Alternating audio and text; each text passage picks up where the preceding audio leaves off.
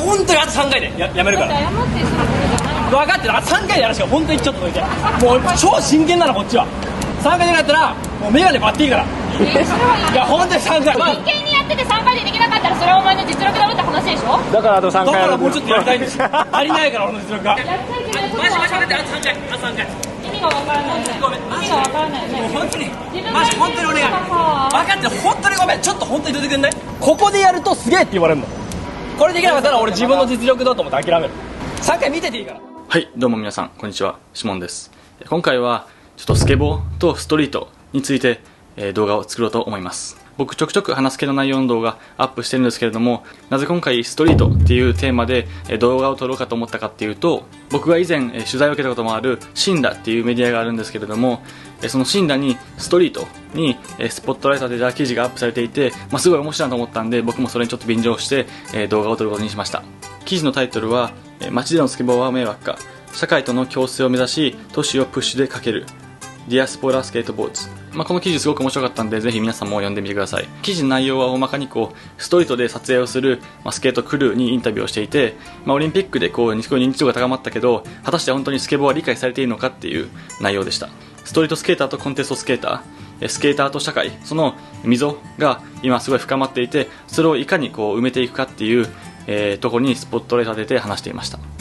すごいこの記事面白かったんで、僕の意見や僕の周りのスケーターの意見やプロスケーターの意見などを含めて話していければなと思います。この記事の主な内容はストリートでなぜこんなにストリートにスケーターはこだわっているのかっていう内容でした。オリンピックとかメディアとか見てスケボーした人は多分なんでストリートで滑る必要があるのかとか、もうパークでよくねみたいな風に考えている人がほとんどだと思うんですよ。でストリートでスケボーするスケーターはメディアとかでもよく迷惑系スケーターって言われていて、よくニュースになっています。皆さんもこの迷惑系スケーターという言葉をよく目にするようになったんじゃないでしょうか。この記事ではやっぱ一人一人この社会に生きる上で多少は誰かに迷惑をかけていると。なのでストリートスケーターを一括りにして、ストリートで滑ったやつは全員迷惑系スケーターと一括りにするのはナンセンスと書いていました。僕もねそれについてはそう思っています。もちろん迷惑をかけているスケーターもいれば、迷惑をかけないように静かに滑っているスケーターもいます。道端でスケボーしてるやつが全員迷惑で、パークの中で滑ってるやつが全員正義ってなるのは良くないかなって思います。実際どうしてもやっぱりストリートで滑ると路面を汚してしまったり、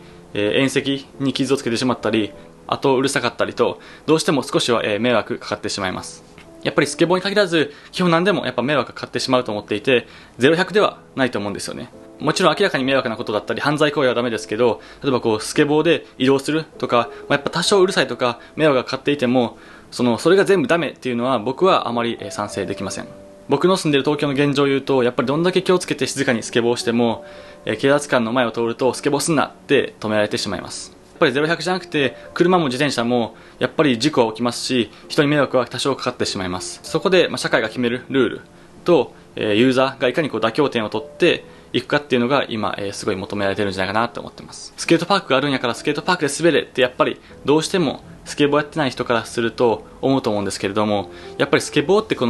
アクティビティではなくライフスタイルなんで、やっぱファッションとか生き方とか全てが詰まってるんですよね。でそれがフェンスで収まっているスケートパークの中で収まるわけがないっていうのが正直なところです。僕はやっぱり多少影響力とかあって配信力もあるので、なるべくストリートとかではスケボーしないようにしてるんですけれども、やっぱり滑れるってなると、ぜひ滑りたいですね。やっぱ海外とか行ってストリートバーって滑るだけでもすごい自由な気持ちになれます。やっぱこの記事でも書いてたんですけど、スケート文化の、認知はされてるけど理解はされていないということで、一番ストリートで滑る必要性みたいなところが理解されにくいのかなって思ってます。なんかないかな。例えば釣り堀で確かに魚は釣れるけど、やっぱり自分で好きなスポット行って好きなスポットで釣りをしてそこにいる魚を釣ってみたいじゃないですか。その楽しみみたいな感じですね。自由に自分から探しに行くみたいな感じと似てるかもしれないです。例えばゴルフの打ちっぱなしとか、確かに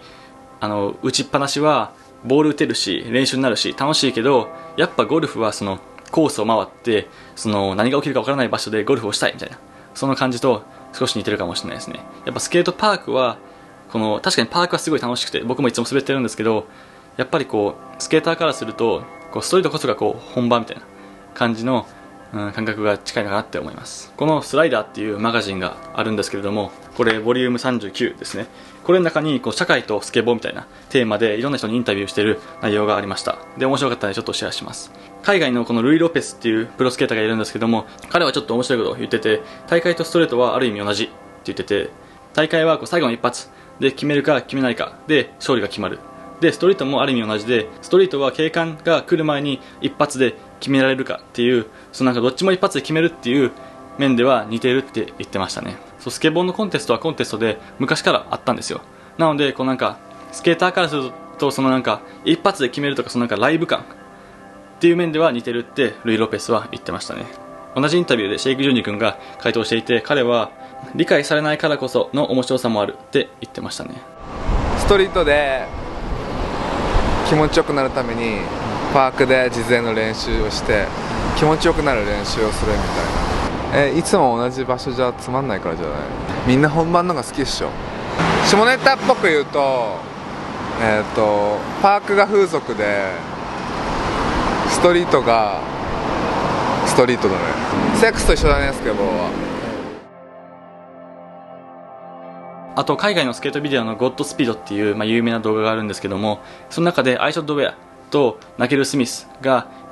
このストリートでキックアウトされる時にその一般の住民の方と会話している内容が少し面白かったんでシェアします。ナケルとアイショッドはそのいかにストリートの撮影が大事かって言ってました。スケボーってもともとストリートで生まれて、そのパンク精神とかその社会のカウンターカルチャーとして入ってきたので、そういうパンクの文化がコアの部分にあるんですね。なのでそういう文化を引き継ぐためにもストリートでの映像はすごい大事って言ってました。技が難しいだけじゃなくて、こういう怒られるとかキックアウトみたいな部分も文化の一部なんだって言ってて、ちょっと面白かったんが、社会で言うとお前らがバットマンで俺らがジョーカーやって言ってて、そうなんか俺らは必要不可欠の悪みたいな感じで言ってました。このスライダーのインタビューでデワンソンも答えていて、彼はこのスライダーの記事でデワンソンも少し似たような回答をしていて、彼はスケートはストリートで生まれたものだ、ストリートこそスケートの魂なんだよって言ってました。こういう意見もある一方、なんかよくこういうのでその怒られる時にアメリカではこうだとか言う人いるんですけど、僕はそれ結構ナンセンスだと思っていて、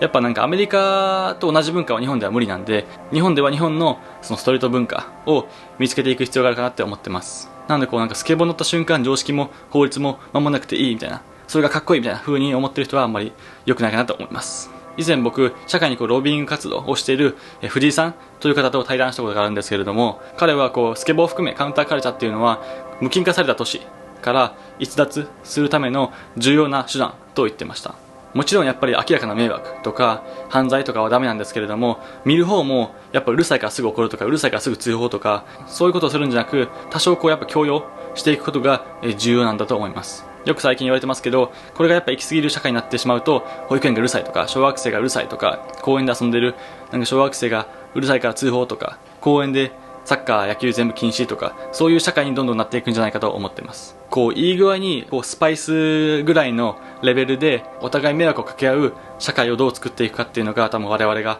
探していくべきなんだと思います。さっきのバットマンとジョーカーの話じゃないですけど、やっぱり悪というかバイキンマンがいない社会はおもんなくねみたいな感じなのかもしれないですね。だからなんか例えばストリートパフォーマンスとかもなんかやっぱ迷惑と思う人は迷惑でよく通報すると思うんですけれども、僕は結構ストリートパフォーマンス好きで、やっぱ見てて面白いし、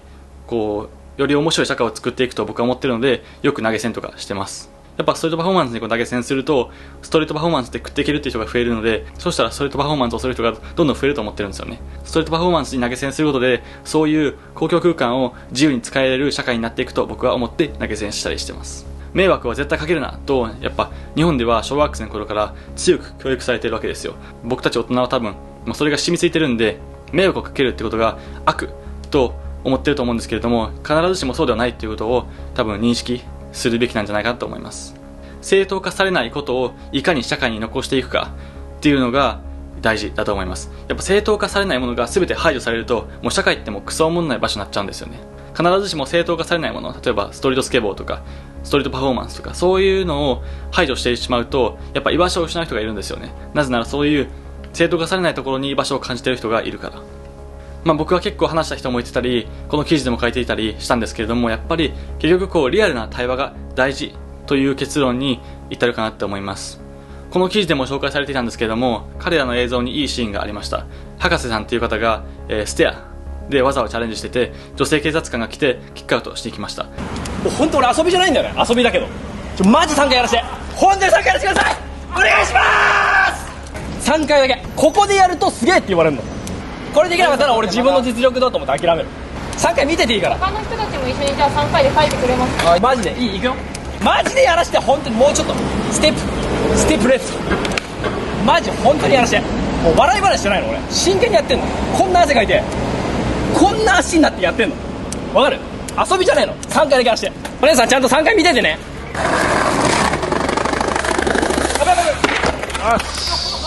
無駄でした。衝動で無駄でした。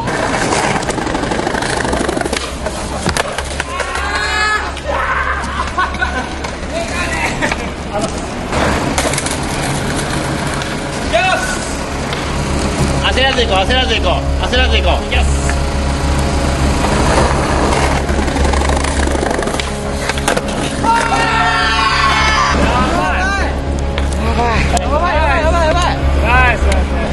もう潔く落ち着いてちゃんと名前を伏せて、兄弟2人はこっち。どう？ちょっとかかとついたね。シュンタさん。はい、俊太です。ありがとうございます。あ、すいません。あと成功おめでとう。おお。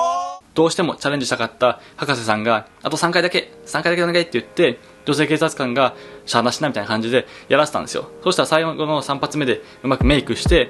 で、撤収したと。で、その警察官が最後にメイクおめでとうって言ってて、それがすごいなんかいいなと思いました。スケーターバスだけをして3回だけっていう条件を出して、それを、警察側が認めて OK って言ってやらせたと。それでメイクしてそこ終わったみたいな。そういうリアルな対話こそが共存の鍵なんじゃないかと思ってます。これあんまりストリートでスケボーするべきではないっていうのはあんまり賛成できなくて、やっぱ一人一人が多少迷惑はかけるんですけど、常識の範囲で収めて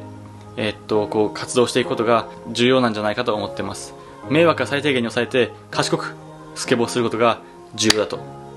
僕は思います。なので皆さん